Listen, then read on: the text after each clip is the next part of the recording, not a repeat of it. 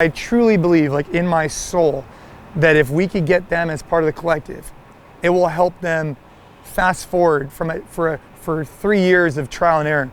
Because getting the coaching product on the floor as tight as possible is key.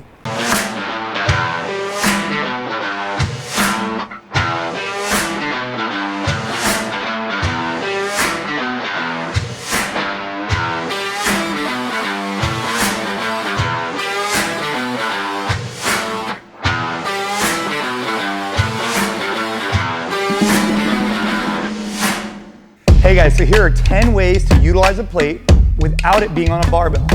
I just want to share with you a business lesson we learned the hard way, but not really the hard way. It was just something we learned over time. And I want to talk about a few points of performance while doing this EMOM. It's going to be 10 minutes long. It's going to incorporate burpees over the bar, the assault bike, and deadlifts. Now from this position, do me a favor. I'm going to go ahead and create a seat belt by taking my arm and going around the waist. And the reason why I do this is I want to make sure the member feels secure as I take in this position. Because for a lot of people, they get freaked out.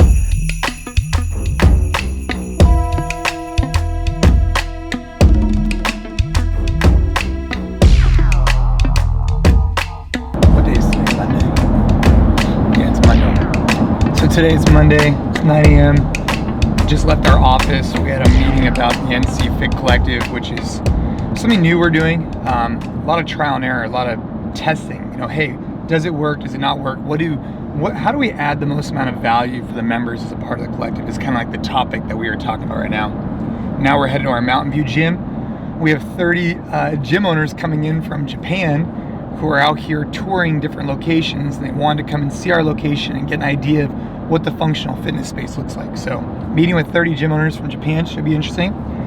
I just got back from Hong Kong. Super cool trip. Flew into Hong Kong, went to Shenzhen, China. We have a corporate site out there.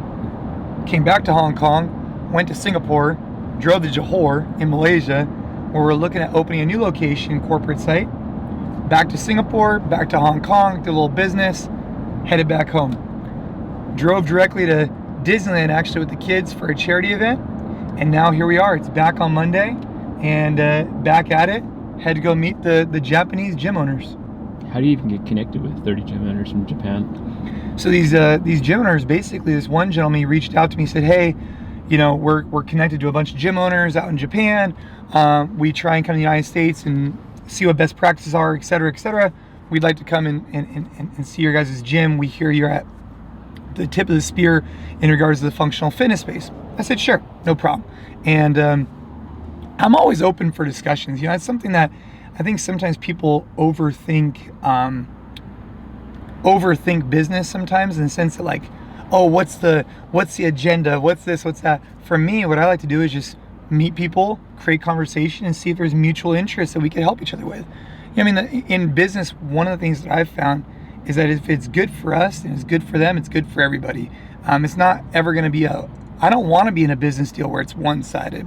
So when you sit down and you have a conversation, hopefully you can find a way to collaborate. And if you can't, then what? You spent an hour of your time, maybe spent some money on coffee, and it didn't work out. The first step is just to create conversation. If you're not starting a conversation, you never know where it's going to go. It goes back to what I was saying earlier, though. If it's good for one person, it's good for everybody else. People overthink it because they think they got to put on this, you know, Matthew McConaughey salesman hat. And I watched this thing about it this morning. You don't need to be like the wolf on Wall Street, right? All you need to do is you need to be determined, passionate, and go in there and create a conversation. I think that's one area that gym owners are having a tough time with, is that they think there needs to be a script. They think they need to put on this front. But ultimately, if they just go, start conversation, exude that they're trying to provide the best quality product at their gym, people will be attracted to it. I mean, that at the end of the day is where it's at. You know, like, I was watching Wolf of Wall Street on the way to Hong Kong. Hey, you know, he's up there and he's just getting everybody all fired up, and it fires me up. But you don't need to be all fired up to go. You should be that fired up about your business because you're passionate about improving people's lives and you're passionate about your business. You're not out there selling them some stock that's a penny stock. You're out there selling them a product that you truly believe in.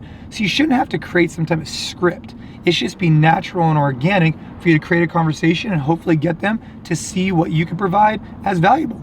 I just think that people overthink shit all the time. You know what it is? It's like that one post I put up. You know, thinking about working out isn't going to get you more fit, right? Same thing applies to a business owner. Thinking about going out there and trying to talk to people about your business isn't going to grow your business. You just got to go out there and just go do it. Just start conversations. Oh boy! Hey, All right. All right. You gotta. so I'm just giving him a little rundown, kind of introduction. I'm John. Hi, John. Thanks a lot for coming today. I apologize for being a few minutes No late. problem. There's a lot of traffic on the way up. No problem. We experienced the same thing. Yeah. How's the English for everybody? We have interpreters, so we're maybe speak in a chunk, and then we'll interpret it. Our retail space, we keep retail pretty simple, but we have it, right? Some protein, some supplements, some apparel, but we keep it more or less simple. Right?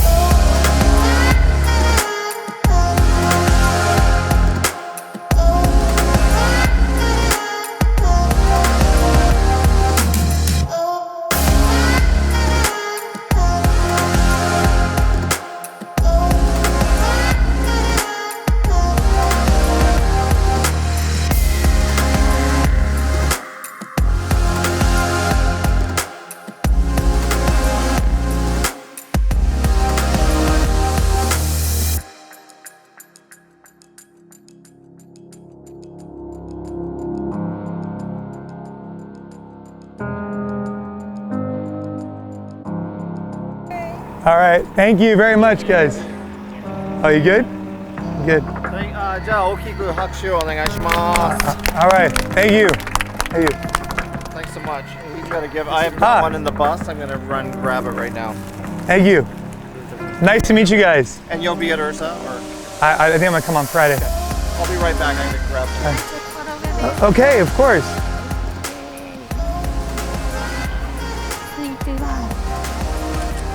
Thank you very much. All right.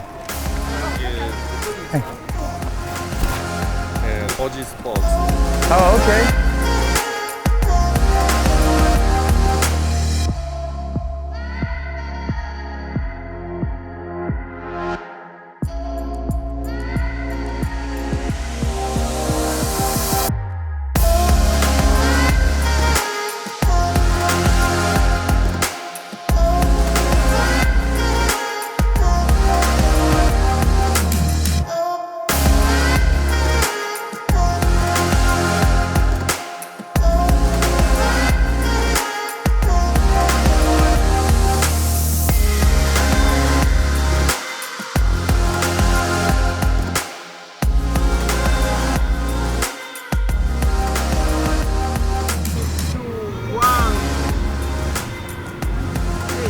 All right. Thank you. Nice to meet you.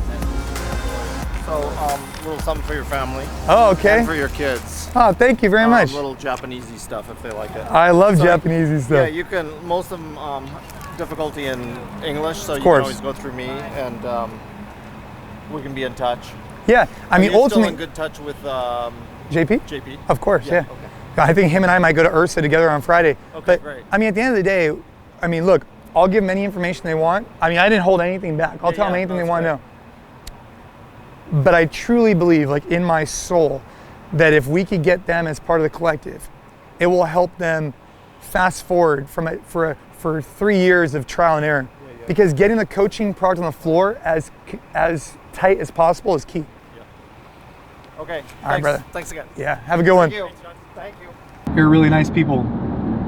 Obviously, it was a huge language barrier, but I think ultimately what I got excited about seeing them is that these guys came all the way from Japan, and they're going on a tour throughout California, looking at concepts, models, etc. Number one, I'm honored that they would come to our gym, but number two, it's inspiring that this group of people flew all the way across the world to educate themselves on where the industry trends are going and what's going on. And that's pretty cool that they took the time to do that. I think a lot of owners should be doing more of that, which is one of the reasons why I'm going to Ursa at the end of this week. And so it's a nice way for us to stop thinking so much about just one specific demographic in the functional fitness space, but understanding better where the overall ecosystem of fitness is going, and just be aware of it, right? Because you're going to see trends here that'll hit, let's just say, 2 years from now. And so just to be aware of where the industry is shifting, I think is really important as a business owner.